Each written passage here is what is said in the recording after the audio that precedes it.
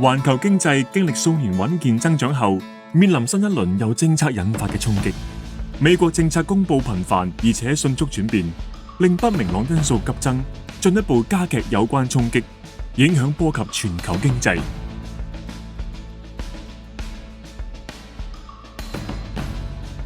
加徵關稅嘅幅度高於預期，我哋估計至今已公布嘅關稅可能削弱美國經濟增長。經濟衰退模型尚未響起警號，然而若關稅稅率並無下降，加上缺乏任何刺激經濟增長嘅關鍵政策，例如減稅或放寬監管，美國經濟可能喺今年稍後時間陷入衰退。家庭及企業財政狀況穩健，反映最壞情況只會出現溫和且短暫嘅衰退。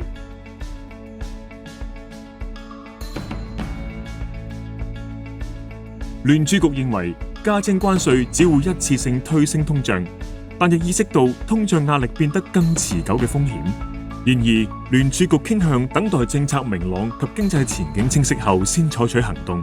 咁意味當局將會延遲執行寬鬆政策，因為政府政策嘅不明朗因素加劇，或者會增加貨幣政策失誤嘅風險。不過，經濟增長放緩將於中期對通脹構成下行壓力，而且通脹預期保持穩定。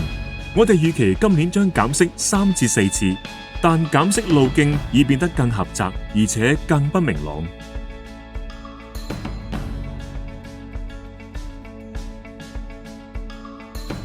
歐洲同中國無法幸免於環球阻力。中國可能推出貨幣同財政刺激措施，以抵消關稅影響，咁樣或者可以提振本土消費，有助緩減對出口增長嘅衝擊。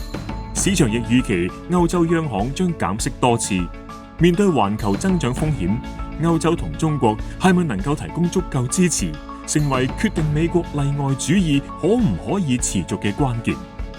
值得注意嘅係，市場日益擔心美國陷入經濟衰退，並憂慮美國作為貿易同安全夥伴嘅可靠性，均促成呢股轉變。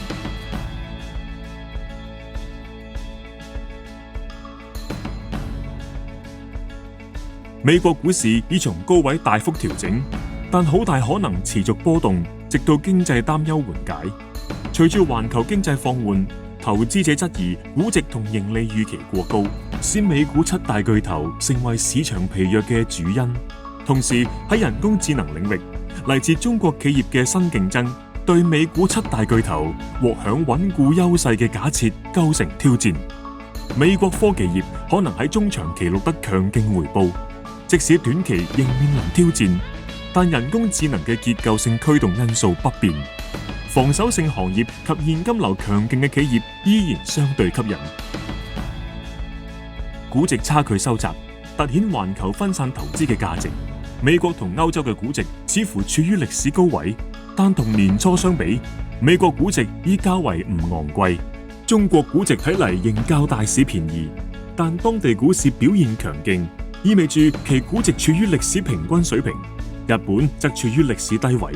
印度估值較年初回落，由於預計外國拋售同盈利下調將築底反彈。印度股市嘅回調，或者會為印度嘅結構性人口優勢提供良好嘅切入點。由於市場試圖評估美國政策對通脹同增長嘅影響，美國債券孳息或維持區間震盪。然而，對美國經濟衰退憂慮持續，或者會使收益率下降。信貸息差顯著擴闊，尤其係高收益債券。